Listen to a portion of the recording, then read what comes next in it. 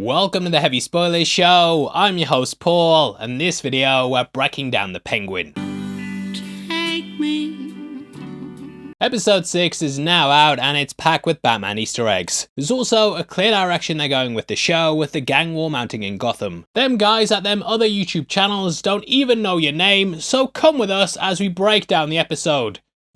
Obviously, heavy spoilers ahead, and if you haven't seen it then please turn off now. If you enjoy it, please hit the thumbs up and make sure you subscribe for our breakdowns every week. With that out of the way, thank you for clicking this. Now let's get into Penguin. Taking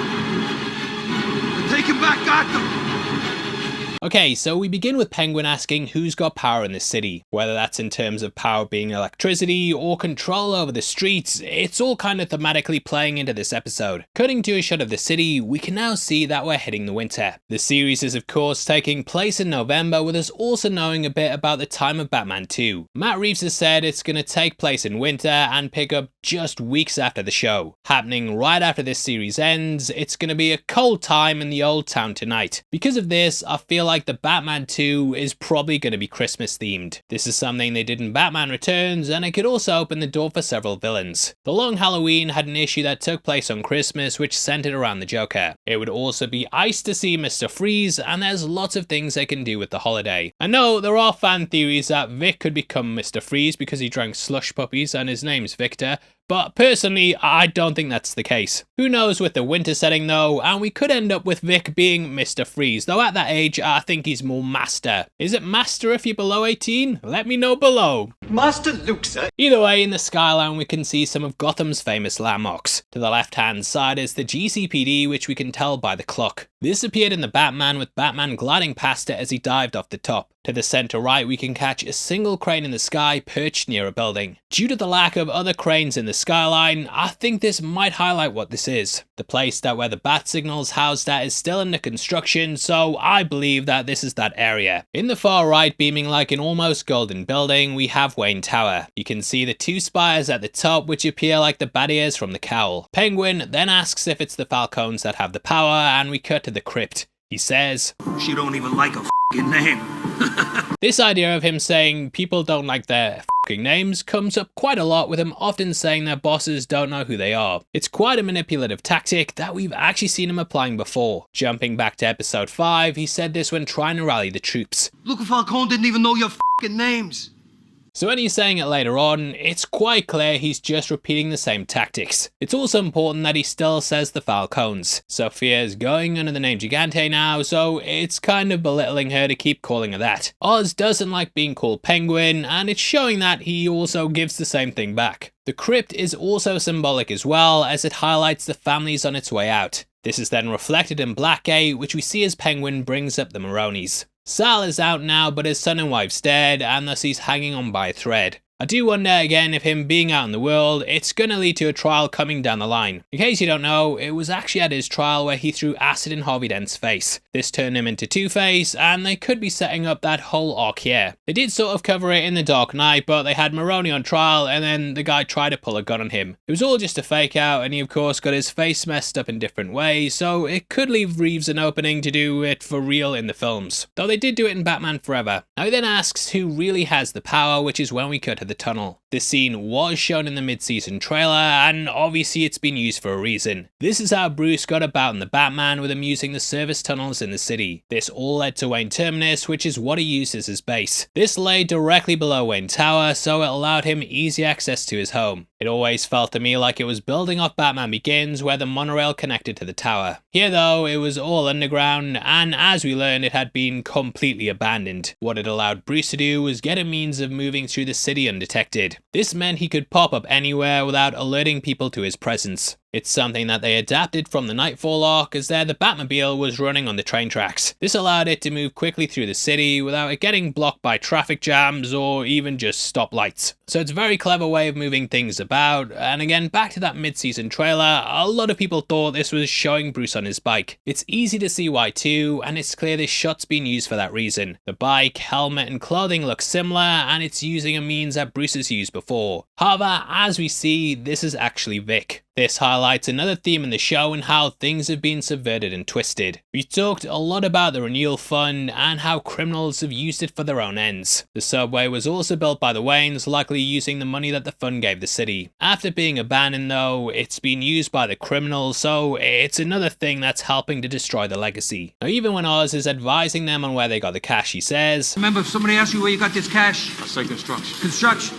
We're all in construction. Construction was one of the main things the renewal fund was involved in, and it was supposed to strengthen the seawall. However, that didn't happen in the end, and it's basically what led us to this point. Construction has also been reportedly a big source of the real-life mob's funds by controlling firms and also organising labour unions. A legitimate front is also a good way to cover up your criminal activities. It reminds me of Tony Soprano living his best life while simply saying he works in waste management. There's also lots of YouTubers that use it as a way to cover up buying books and Funko Pops all the time. Along with this, we're seeing Bliss being manufactured, and at 58 seconds get a pretty cool Easter egg. We see the packets have a spiral shaped label, which is a nod to Mr. Bloom. Bloom in the comics is a twisted plant villain who created drugs that gave the users superpowers for a limited time. Eventually they died, but yeah, great little detail. Drops had their own little symbol as well, which was even used as a disguise by criminals. Point Break used presidents' heads, while at the start of the Batman we had the drop symbol mask. Marketing and branding is everything, and it's something Penguin's most likely taken from his previous role in drop production. Vic also rocks up without any questions asked, and I'd love it if Bruce did the same thing. Imagine him just riding his bike in here and nobody knew it was really Batman. He'd then be able to survey the scene and possibly take them down from the inside. Victor is also back to being the bagman, just like he was in the club, and on the surface it seems like Oz has stepped him up. However, later on, Oz has Victor making their food. It gives the impression early on that the gang are now on top, but Oz's mother's situation is getting worse and worse. Either way, we see Penguin in his office with them dropping a little nod to the Arkham games. We can catch him rocking a coat with a fur collar, and it looks identical to what the character wore there. I'm guessing he'll eventually get his tux, and that might be the final form of the character. Either way, we see a map of the trolley station in Gotham behind them. It highlights the reach they now possess, and it gives them massive supply lines. There's a big circle around the Odessa mob, which is a place they've mentioned a lot in the series. These are a Russian organisation that played a big part during No Man's Land. They were a part of the Great Gang War, which it looks like they're adapting for the series. No Man's Land was a term used to describe Crown Point, and it's all playing into the struggle for power. I hate repeating myself on these videos, but I always kind of feel like this will be some of you guys' first time watching them. So in case you don't know, No Man's Land came off the back of Cataclysm, in which a giant earthquake rocked Gotham. This destroyed most of the city and made it so the gangs ran the streets. This created a giant power struggle, and the series is basically Reeves' version of it. Now the Odessa mob were beaten by the Spoiler, which is a great name for a hero, that mate. Bruce Willis was dead the whole time! Also on the map is the name Burnley, which featured in the Arkhamverse of games and in 2019's Joker. There it was featured on a subway map, just like it is here on the trolley map. Oz also mentions that he even has eyes on going international, as the Triads can take Bliss globally. Reach time, but this could be a reference to Batman Incorporated, where Bruce aimed to send Batman worldwide. Oz then basically lists off all the gangs, and it foreshadows what's coming down the line. Oz is going to get them all together and try and build a new criminal empire. Now it's here we also set up another scene. The city hall's rationing electricity, sending it all to the rich neighborhoods. Of course they are, pricks. Oz ends up restoring power back to his area, and it seems like it's solely to help out his mother. Really though, he's trying to help out this operation, which is a really nice bit of foreshadowing. Now we saw in episode 1 that the rich areas of Gotham were unaffected by the Riddler's escapades. Even after them, the poor are getting no electricity, which we also see in a lot of real life disasters. Now Vic says that the Gigantes or Maroni spotted them, but they didn't see him going to the tunnels. Later on in the kitchen we hear Sofia telling Sal they saw him. However, he disappeared, and it's clear this has been a common problem. His stutter's back, and it sounds like a close call, which is clearly making him even more nervous. To make matters worse, Squid tries to muscle him later on, and eventually this turns him into a killer. It is possible that Squid is also a nod to Sid the Squid from Batman the Animated Series, in that he was a pretty pathetic guy who was thought to have killed Batman. Because of this, he rose through the ranks quickly, even though it wasn't anything more than an accident. Guy felt super guilty about doing it, and was kinda happy when Batman showed up and beat the crap out of everyone. Yay! I think it really shows the downfall of Vic, and he gets such a great arc in this episode. Here's someone who was rocked by a tragedy that was forced to turn to a life of crime. Even though he didn't want to be a killer, this path's only gonna go one way. Eventually someone was gonna step in his way, and he'd either have to kill them or let him get killed himself. It highlights how the road to hell is paved with good intentions, and how even a kid like Vic can get lost if they make the wrong choices. It was always going to lead to one end though, with the path being like the tunnels that he travelled in. Deep film and all symbolism there. Oz describes himself as the guy in the neighbourhood who takes care of people and says, They're gonna tell stories about us one day, kid.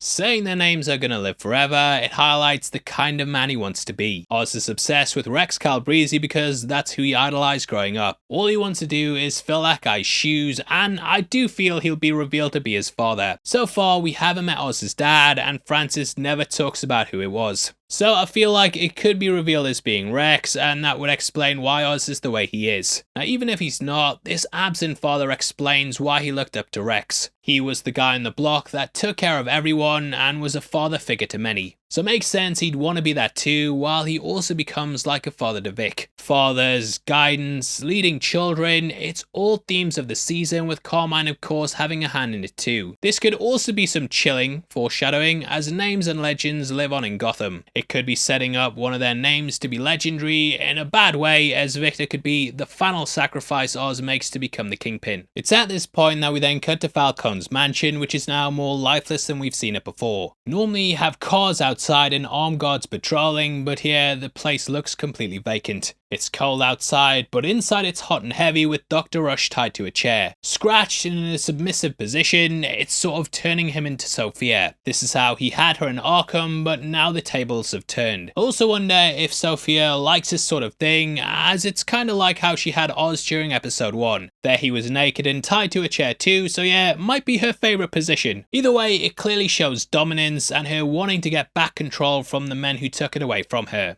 Rush is obsessed with her, and I have to say, Theo Rossi has really been going on a journey this season, and I'd love it if he ended up broken as well. Guy's done some phenomenal work in Sons of Anarchy, Luke Cage, and he's one of those guys who always brings it and supports the actors around him in really specific ways. We have talked about how it's a sort of whole Joker/Harley thing, where we have an Arkham inmate and also an Arkham doctor. He's slowly going off the deep end though, just like her, and willing to do whatever she says. I feel like he's all about the power, which kind of plays into his own psychology. In Arkham he had people at his mercy, and though he wasn't necessarily the one pushing the buttons, he still might have become addicted to the power. This is something I felt we saw last week, as he ended up playing his hand. When Sofia tipped out the bag of cash, he was the only one who didn't go and grab it. Money means nothing to him, and it's all about power, or the lack of it, which we get from here. Now that idea of power comes across in the next scene, where we see Maroni in the kitchen. Guy's drinking Carmine's best wine and dining with his daughter. Sofia said that she felt the Maronis had it right, as they put more of a focus on family. So I do wonder if he's going to grow into a father figure for her. It would definitely play into the themes of the show, and this is sort of a father-daughter conversation. It also reminded me in a way of the cooking scene in Godfather, where despite it all, Clemenza is still cooking a nice hearty Italian meal. Clemenza there taught Michael to cook, while Maroni's cooking with Sofia. Sal also uses the best wine on cooking, as he splashes a load into the pot. Remember kids, yeah, don't use your best wine for cooking, and this shows Sal's disdain for Carmine. Now she starts chopping the veg while he's stirring the pot, and I feel it was framed this way for a reason. She even gets out the best dishes for the moment, and they're using all of Carmine's best stuff to basically help build their union and give him a big FU. Now we learn Nadia taught Sal how to cook so he could pass down his recipes. All the pair have each other now though, with both having lost their families. Sofia's took hers out though, so she doesn't have any remorse, whereas we see Sal's clearly torn up. Taj was right. Sofia brings up how the Triads won't join him, as she's made a deal with them. However, they're clearly going to do things in their best interests. Sofia wrongfully has faith in the mob, but Sal's seen firsthand how fruitless that this is. He got the biggest drug bust in Gotham pinned on him, which was a major betrayal by the family. So he knows people will do what's best for them, and yeah, things are about to get violent. Sofia also briefly mentions that a worker for Oz was spotted delivering product in Sullivan territory. This was the family behind the attempted bombing of Harvey Dent along Halloween, and they pop up later on. Now from here we cut to Crown Point. We see a sign for Tower Avenue, and this might take us to Wayne Tower. However, due to the skyscrapers in the background, that might be where the building's located. So instead, this could be Wonder Tower, which is where Hugo Strange ran things from in Arkham City. Either way, we see Oz putting on the glowworm by the Mills brothers. This song has a bit of irony as the power's out and the heating's off. The food's half cooked and Frances is really suffering. She says she's gonna go to Rex, showing why Oz views him as his idol. His mother looked up to him as the person to solve his problems, and Oz wants to be that man for his mother. So it's really nice work in terms of explaining why he is the way he is. Oz also brings up how they need to recruit people with small hands because they can pack more drugs. I had no idea that was a thing, but yeah, you're learning things with this series. Start your own drug empire. Now Oz has presented himself as the underdog throughout the show, and just like the Riddler, he wants to stick it to those elites and also the made men. In reality, he's actively making Gotham worse with a gang war, and now he's using child labor to pack the drugs. So not a good guy, and this quick exchange kind of shows who he really is. We also see throughout the apartment memories of other people's things with board games and family photos. It's like they're living like a cuckoo, taking someone's home for their own. Cuckooing can also be a term for using a vulnerable person's home to sell drugs, which is not too far from what they're doing here. The family might be dead or in a FEMA camp or displaced, while the new inhabitants actively make Gotham even worse, if that's even possible. Now Vic brings up how Jack sorted it out, and it clearly eases Frances's mind. However, Oz isn't too happy because that's of course his dead brother. I have to say though, when I've been with family members who've had dementia before, you just kind of end up saying anything you can. It's sadly easier sometimes to just lie to make people feel happy, but Oz doesn't see it that way. He's still in denial about how much his mother needs help, and really she should be in a home. Instead he's got her cooped up in this damn cold apartment with the sharks circling the water. Or squids. Getting a call, Oz learns the triads are out, and we see Sofia's left behind a message. Severing the fingers of 3 dealers, they've left them upside down. I don't think we can show because of YouTube, but it's kind of like the Dark Knight Rises when Bane leaves the soldiers hanging on the bridge. Messages like this are often sent by cartels, with there being numerous reports of them hanging up bodies. The fingers being removed is also akin to Alberto, with his how being Oz sent a message to her in the first place. This actually played off Dark Victory, where Carmine's finger was sent to Sofia. This news report also comes from WGOT, whose reports we could see throughout the Batman. We also have them hanging on Byrne Street, which is likely a reference to John Byrne. The legendary comic creator did a number of things at DC, including the creation of Magpie. She featured in episode 4, and this could be another nod to him. It's a neat touch, as in the Batman, Wayne Tower was located on Kane Street, a reference to co-creator of Batman Bob Kane. Either way, John Byrne's been getting a lot of attention recently, with his Wolverine design also featuring in Deadpool and Wolverine. Now Oz calls Maroni and Sofia the Mork and Mindy of flexing. This is a reference to Happy Days spin-off Mork and Mindy, which featured breakout star Robin Williams as an alien from the planet Orc who became romantically involved with the human Mindy. Now this warning seems to work, and all the gangs don't have the muscle to fight back. So now Oz has to bring them all together and create his own union. I couldn't get Bliss away if I fucking tried. Oz ends up doing this, and it will get people hooked to the product. This is a plot line they did in Live and Let Die, with Mr. Big doing subsidized heroin. His plan was to push it through Harlem and give everyone a try. This would then get people addicted, and once they were, he'd then jack up the price. In doing these freebies, he'd also push the other dealers out, as people would stop paying them and just go to him. Thus he'd gain a monopoly, which is what Oz wants to do here. Can you tell I've been reading and watching a lot of James Bond recently? Now it's creating this demand and also showing Sofia that Bliss is in every single neighborhood. It's also why the idiom, the first taste is always free, exists, as the first try is supposed to get people hooked on something, and giving it away for free means you've got repeat customers. Oz is also looking more and more like his comic book counterpart, with the suspenders and cigar. Now Vic has trouble in his own life when he runs into Squid. Batman villains are often named after animals, and I like that they also carried it over to him. Now you might remember this guy from episode 3, and he's who his dad told him to stay away from. He'd be devastated if he seen him dealing drugs, but probably proud that he killed Squid in the end, I guess. Vic has brand new clothes from the merch store, sneakers, and Squid wants in. Pretending to fight him isn't the best job interview I've ever seen, and it puts a lot of pressure on him as he channels his inner Conor McGregor. Bringing up Francis, it's clear the guy has leverage, and he could become a big problem. Cutting back to Oz's home at Burgess Jewelry, this is of course a nod to Burgess Meredith. He originally played the Penguin, and did so by wearing a monocle. That's something we see here as well, with the guy in the sign rocking one too. Sal and Sofia then break into his room, desperately looking for something they can use. Shorts ends up taking his cigar cutter, and I'm guessing that this will come back around, especially with how we leave things at the end. I can imagine what kind of stuff she can put in there to torture someone, and oof, hurts just thinking about it. I loved how Maroni and Sofia were on the same page though, as Maroni turns on his fake fire. They both agree it's tacky, and it's something she also said during episode 3. Now we also see a picture of his brothers, with Sofia saying his mother's dead too. She says she's heard nothing about his father, but you should hear our Rex Calabrese theories if you want to know. Victor has looked at this photo as well though, and he picked it up in Oz's apartment around the 24-minute mark.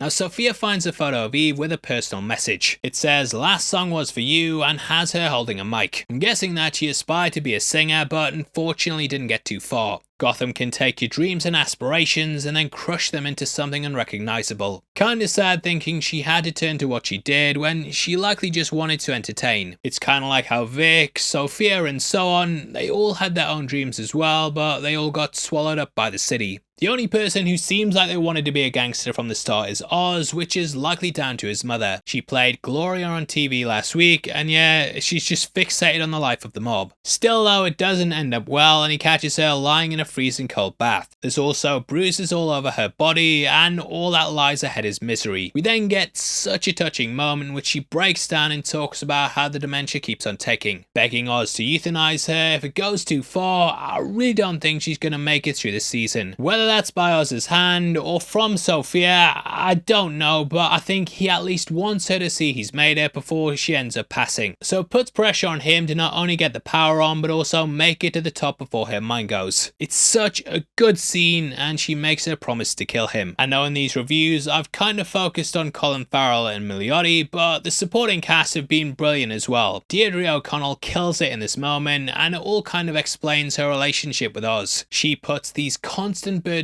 on him to do dark things, which has clearly affected him in lots of different ways. Whether it's being a gangster or even being forced to kill her, it's all going to make him come out a certain way. And the fact is, I see Frances as being selfish. She wants all this stuff for herself. Though there is that side of her that wants Oz to do well, she's asking him to do bad things so she can benefit as well. It's something you don't really think of when she's weeping against the door, but it shows how complex these characters are. They're all doing bad things, but we can see things from their point of view. It's the kind of thing that makes the show excel, and it's a brilliant moment between the two characters. Putting her makeup on and getting ready, it's the pair trying to live up to that glitz and glamour ideal. Oz has her put on the necklace he gave her in episode 1, and the way he's over her shoulder there is almost identical to how it is here. In the background we can also hear Put the Blame on Mame, with Oz saying she looks just like Gilda. This is a reference to the 1946 film which she had on in her home during episode 1. So she basically just sits around watching movies about powerful and glamorous women, and at least she didn't buy an Aston Martin after watching 25 James Bond movies. My wife will never forgive me. That night Vic ends up going to him and telling him about Squid, but Oz is distracted by the lack of power. Both decide to sort the problems themselves, and they go to powerful people in the night. This trying to get power is both literal and metaphorical, which is such a good theme throughout the episode. Now Oz mentions how the doctors think she has Lewy body, which is defined as a disease associated with abnormal deposits of a protein called alpha-synuclein in the brain, which I apologise for butchering that.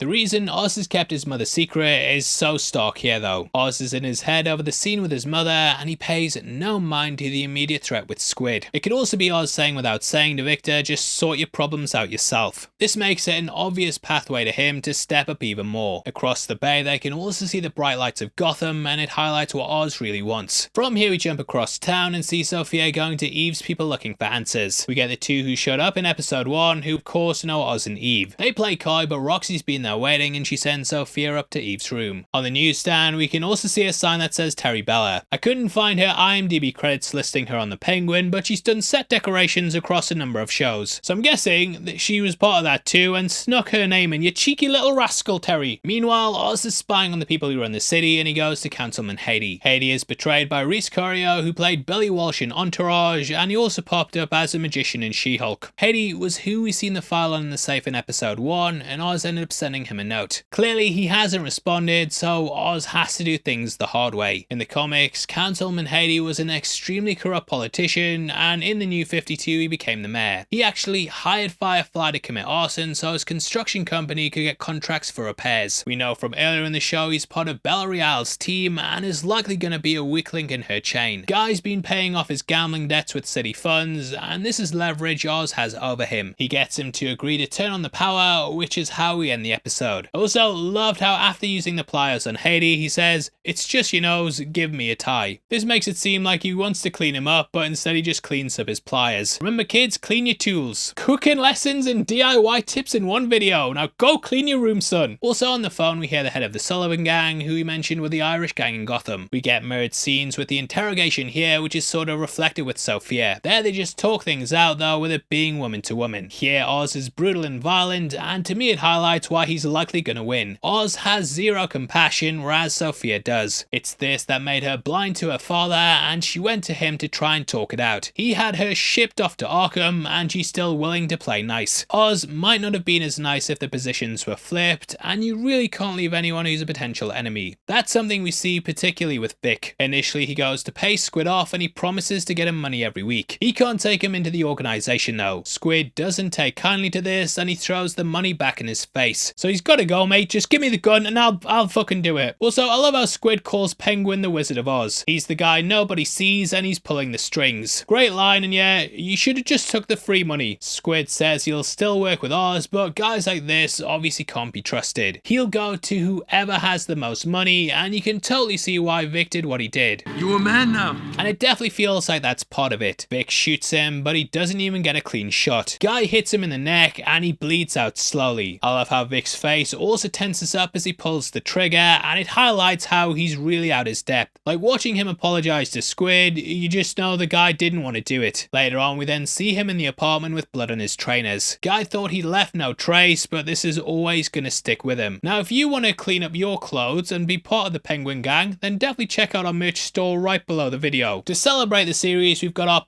pick up a Penguin shirt along with our brand new James Bond inspired one. It's the best way to support the channel, and you get to rock some nerdy merch while also helping videos like this get made. So thank you very much, we do appreciate it, and yeah, you guys are the best. Cutting to Eve's, we see Sofia with gun drawn and a side of Eve that we haven't seen before. The bleached blonde wig is gone, though we do see it on the table in the room. She's au naturel and willing to die, with her showing the world who she really is. She's still manipulative though and tells Sofia she's got the power now. This may be a reach, but the way Sofia was standing with her gun as Eve opens the door is also pretty similar to the infamous panel of the Joker in The Killing Joke. Sofia ends up seeing right through it all though, and the pair have a lot of back and forth. Eve says because Sofia comes from privilege that she just sees the world in black and white. Eve has to operate in these shadows of grey, which also explains her relationship with Oz. What they have isn't really definable, and both have to adapt to the situations. I really love the subtle movement of Miliotti's eyes here, and it shows that the acting here is just a complete masterclass. Eve then also says these names: Nancy Hoffman,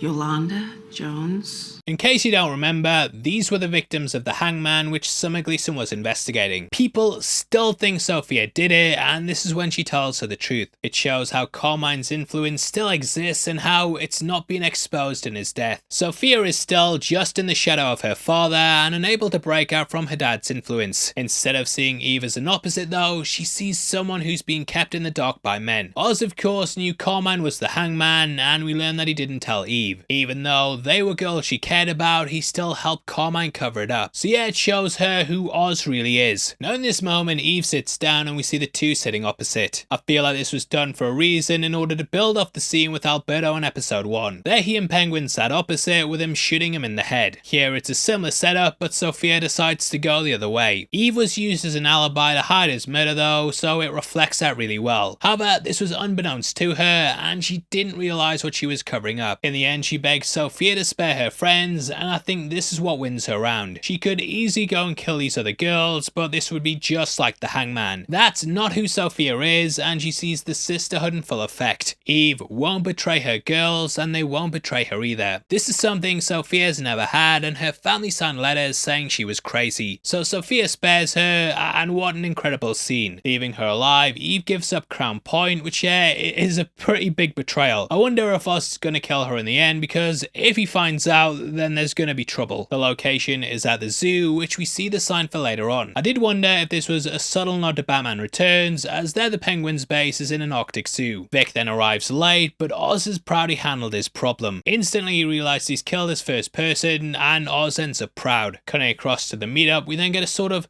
distorted view from the way we've had things with Carmine's office. Their Penguin looked out over the bridge, which was supposed to symbolize obtaining the city. It's the view that Falcone had, and it was almost in his grip. Here it's slightly off with a destroyed window, positioning the Angel up top. Oz is down in the depths of hell, but still has a view of it, and I feel like it shows how he's going to work his way up. It's here we get the name speech and them sharing a beer. I love how popping the top symbolizes they're in, and yet never seen a can opening be so tense before. We also have the Low Boys, who are one of the gangs in No Man's Land, and they also featured in the show Gotham. Though they're rivals, they're all going to come together, and this will give them the most territory in the city. We see the Irish Sullivan guy talking about 3 of his guys from the report being strung up, but these of course coming from that. Though he blames Oz, Oz says all it shows is that the Falcones have the power to take them out. He mentions how his ancestors built a bridge, but they've all been left in the dirt. I love how the Angel also kinda hangs over his shoulder, and it's a great way to position the shot. Guy's got an angel on his shoulder, and he makes a godlike speech. They don't even know your fucking name! They don't even know our fucking names! Again, it ties back into his strategy, and it's things like this that build revolutions. He brings up Haiti and the politicians, and how they hate each other yet still work together. Them having each other's backs will be the same thing. Now Zhao rightly brings up that Penguin's two-faced like Harvey Dent. The Penguin is a bargain basement hustler.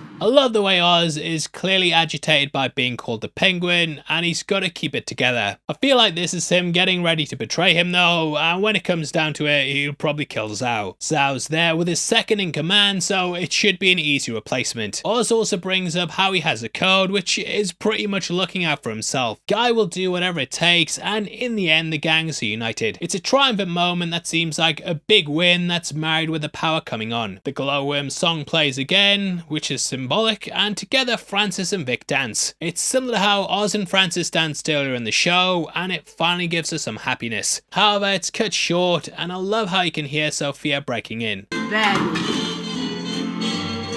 We end with her at the door with a crowbar, and that closes out the episode. Great way to end it, and a crowbar is also a big weapon for the Joker. This plays on the Killing Joke-esque shot we mentioned earlier in the video. It builds off the back of that big Joker Harley thing they're doing with her and Rush, and I feel like we're going to see her becoming even more psychotic as the show goes on. The Victor/Oz relationship being like a twisted Batman and Robin relationship here is also a stark contrast to Sofia's weapon of choice. Joker used the crowbar to kill Jason Todd during a death in the family, and Jason Todd first met Batman when he was trying to steal tires from the Batmobile. That's similar to how Victor and Oz met, and he took him under his wing just like how Batman did. So either of the two have a grim fate ahead. However, Oz's mother's call for euthanasia may come to pass here, trying to save her son, but we're likely going to see. To Black Flowers by Chris Isaac, we then close out the episode. The song is about someone singing about how they believed someone when they cried and said they loved them. It kind of ties into how much Oz has lied to people in the show, and now it's all coming to an end. Whether it's Eve or Sofia, people are slowly getting wise to his game. Whether he's gonna fool enough people to come out on top though, that's another thing. Personally, I think he will, and this was another really strong episode. I don't feel like it was as good as 4 and 5, but still really strong and solid outing. Those 2 episodes were incredible, so it is a bit difficult to match up to them. Still though, great entry, and it's clearly putting the pieces in place. We still have 2 episodes left after this, and I'll of course be back to break them down. Please drop a like on the video as well, and if you want to support the channel as a member of the Spoiler Society, then please click the join button. You'll get early access to videos every week, and it goes a massive way towards helping us out. If you want something else to watch, you've got a breakdown on screen as well, so definitely head over there right after this. Talking about Venom, MT went to see Venom, The Last Dance, and I'll let you know what he thought of it in the post-credit scene. Huge thank you for sitting through this video as well. I've been your host Paul, you've been the best, and I'll see you next time. Take care, peace.